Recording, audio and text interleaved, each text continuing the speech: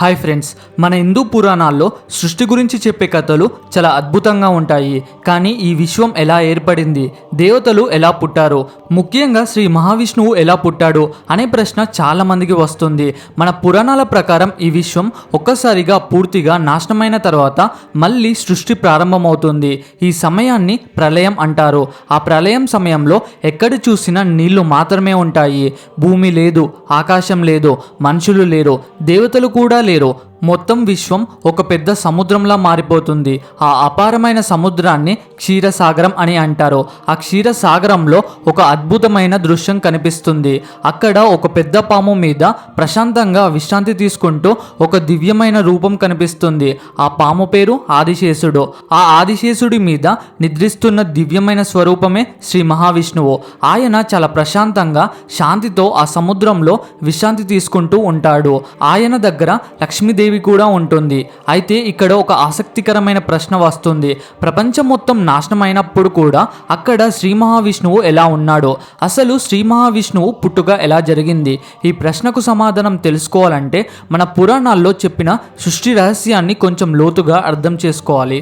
కానీ video start చేసే ముందు నా కంటెంట్ మీకు నచ్చితే మీరు ఖచ్చితంగా ఛానల్ను సబ్స్క్రైబ్ చేసుకోవాలి అండ్ అందరూ కామెంట్ చేయాలి. నేను మీ అందరి కామెంట్ చూస్తాను. సో ఇక ఆలస్యం చేయకుండా let's begin our today's episode. మన పురాణాల ప్రకారం ఈ సృష్టి రహస్యాన్ని అర్థం చేసుకోవాలంటే మొదట ఒక ముఖ్యమైన విషయాన్ని తెలుసుకోవాలి.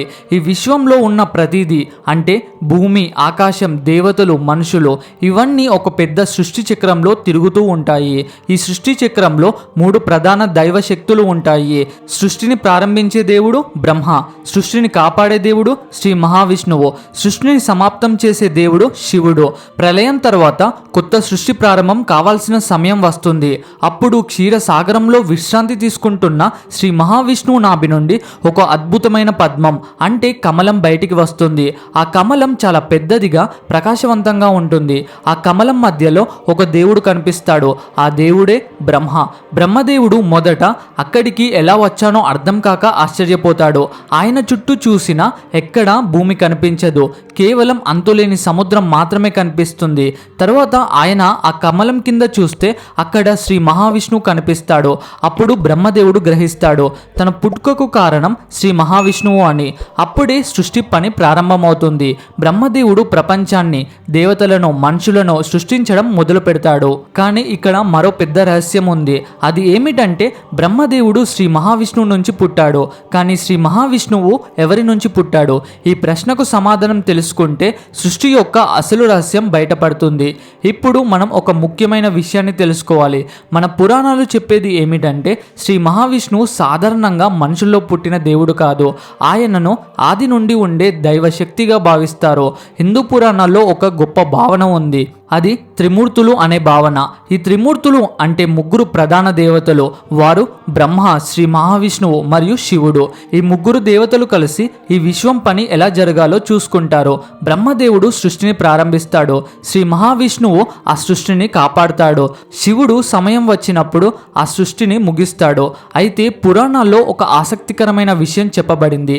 ఈ త్రిమూర్తులు కూడా ఒక గొప్ప దైవశక్తి నుంచే ఉద్భవించారు అని కొన్ని పురాణాలు చెప్తాయి. ఆ శక్తిని పరబ్రహ్మం అని అంటారు. అంటే అన్నిటికంటే పైగా ఉన్న ఒక దైవశక్తి. అదే ఈ విశ్వానికి మూల కారణం. ఆ పరబ్రహ్మం నుంచి 3 ప్రధాన శక్తులు వెలువడ్డాయి. అవే బ్రహ్మ, శ్రీ మహావిష్ణువు మరియు శివుడు. అందుకే కొన్ని పురాణాలు చెబుతాయి శ్రీ మహావిష్ణువు ఎవరో ఒకరి నుంచి పుట్టలేదు. ఆయన స్వయంగా ఆది నుంచి ఉన్న దైవశక్తి అని. అందుకే ఆయనను నారాయణుడు అని కూడా పిలుస్తారు. నారా అంటే నీరు, ఆయనం అంటే నివాసం, అంటే నీటిలో నివసించే దైవం అనే అర్థం.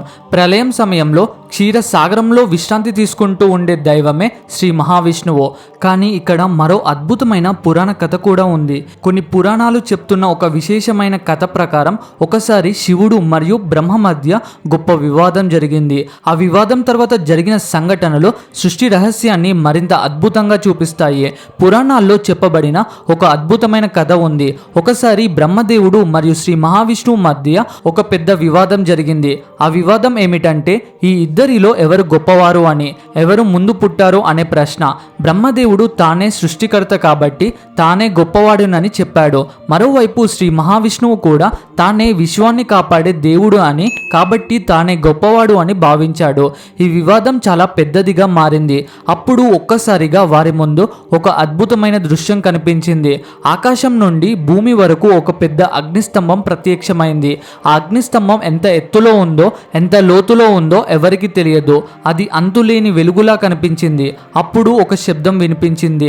ఆ శబ్దం ఏమిటంటే, ఈ అగ్నిస్తంభానికి ఆరంభం లేదా అంతం ఎవరు కనుగొంటారో వారు గొప్పవారు అని. అప్పుడు బ్రహ్మదేవుడు ఆ స్తంభం పైభాగం ఎక్కడ ఉందో తెలుసుకోవడానికి పైకి ఎగిరాడు. శ్రీ మహావిష్ణువు మాత్రం ఆ స్తంభం కింది భాగం ఎక్కడ ఉందో తెలుసుకోవడానికి లోతుగా వెళ్ళాడు. ఎంత వెతికినా ఆ రాయికి ఆ అగ్నిస్తంభానికి మొదలు లేదా చివర కనిపించలేదు. చివరికి ఇద్దరు అలసిపోయి తిరిగి వచ్చారు. అప్పుడు వారికి ఒక గొప్ప నిజం అర్థమైంది. ఈ విశ్వంలో ఇంకా గొప్ప దైవశక్తి ఉందని. ఆ అగ్నిస్తంభం మధ్యలో ఒక దివ్యమైన స్వరూపం కనిపించింది. ఆ స్వరూపమే శివుడు. అప్పుడు బ్రహ్మదేవుడు మరియు శ్రీ మహావిష్ణువు ఇద్దరు శివునికి నమస్కరించారు. ఆ అద్భుతమైన సంఘటన తర్వాత బ్రహ్మదేవుడు మరియు శ్రీ మహావిష్ణువు ఇద్దరికి ఒక గొప్ప నిజం అర్థమైంది. ఈ విశ్వంలో సృష్టి, స్థితి, లయం అన్నీ ఒక దైవశక్తి ద్వారా జరుగుతున్నాయని వారు గ్రహించారు. పురాణాలు చెప్తున్న ముఖ్యమైన విషయం ఏమిటంటే, శ్రీ మహావిష్ణువు సాధారణంగా జన్మించిన దేవుడు కాదు. ఆయనను ఈ విశ్వాన్ని కాపాడే శాశ్వతమైన దైవశక్తిగా భావిస్తారు. ప్రళయం వచ్చినప్పుడు ప్రపంచం మొత్తం నాశనమైనా కూడా శ్రీ మహావిష్ణువు మాత్రం క్షీరసాగరంలో ఉంటాడు. అక్కడ ఆయన ఆదిశేషుడి మీద విశ్రాంతి తీసుకుంటూ ఉంటాడు. ఆయన పక్కన లక్ష్మీదేవి కూడా ఉంటుంది. సమయం వచ్చినప్పుడు కొత్త సృష్టి ప్రారంభం కావాలి. అప్పుడు శ్రీ మహావిష్ణువు నాభి నుండి కమలం బయటికి వస్తుంది. ఆ కమలం మీద బ్రహ్మదేవుడు పుడతాడు. అప్పుడు బ్రహ్మదేవుడు సృష్టిని ప్రారంభిస్తాడు. భూమి, పర్వతాలు, నదులు, జంతువులు, మనుషులు ఇవన్నీ ఆయన సృష్టిస్తాడు. కానీ ఆ సృష్టి కొనసాగడానికి అవసరమైన శక్తి మాత్రం శ్రీ మహావిష్ణువు నుంచే వస్తుంది. అందుకే పురాణాలు చెప్తున్నాయి, ఈ విశ్వంలో సృష్టి జరుగుతూనే ఉండాలి. అంటే శ్రీ మహావిష్ణువు కాపాడే శక్తి చాలా ముఖ్యమైనది అని. అందుకే భక్తులు ఆయనను ప్రపంచాన్ని కాపాడే దైవంగా భావించి పూజిస్తారు. ఇప్పటి వరకు మనం చూసినట్లుగా పురాణాలు చెప్పేది ఒక గొప్ప విషయం. శ్రీ మహావిష్ణువు మనుషుల్లో ఒకరోజు పుట్టిన దేవుడు కాదు.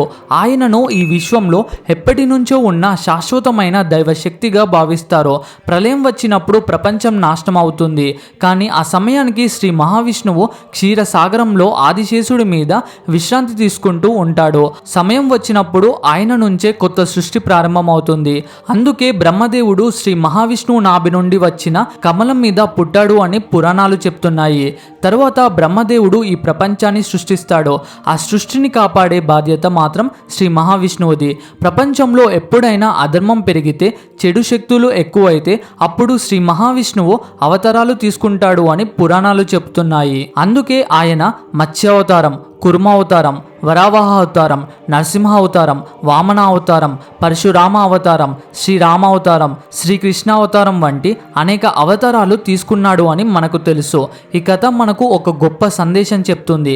ఈ విశ్వంలో సృష్టి ఎప్పటికీ కొనసాగుతూనే ఉంటుంది. దాన్ని కాపాడే దైవశక్తి కూడా ఎప్పుడూ ఉంటుంది. ఆ శాశ్వతమైన కాపాడే దైవమే శ్రీ మహావిష్ణువు. ఇదే మన పురాణాలు చెప్పే శ్రీ మహావిష్ణువు పుట్టుక రహస్యం. మీకు ఈ కథ నచ్చితే తప్పకుండా మీ అభిప్రాయాన్ని కామెంట్లో చెప్పండి. నేను మీ అందరి కామెంట్ చూస్తాను. ఇలాంటి మరిన్ని హిందూ పురాణ కథల కోసం మన ఛానల్ను సబ్స్క్రైబ్ చేసి బెల్ ఐకాన్ను క్లిక్ చేయండి. సో ఫ్రెండ్స్, ఈ విధంగా మన పురాణాలు చెప్పే కథలో ప్రతి ఒక్కదానికి ఒక గొప్ప అర్థం ఉంటుంది. శ్రీ మహావిష్ణువు గురించి చెప్పే ఈ కథ కూడా మనకు ఒక ముఖ్యమైన విషయం గుర్తు చేస్తుంది.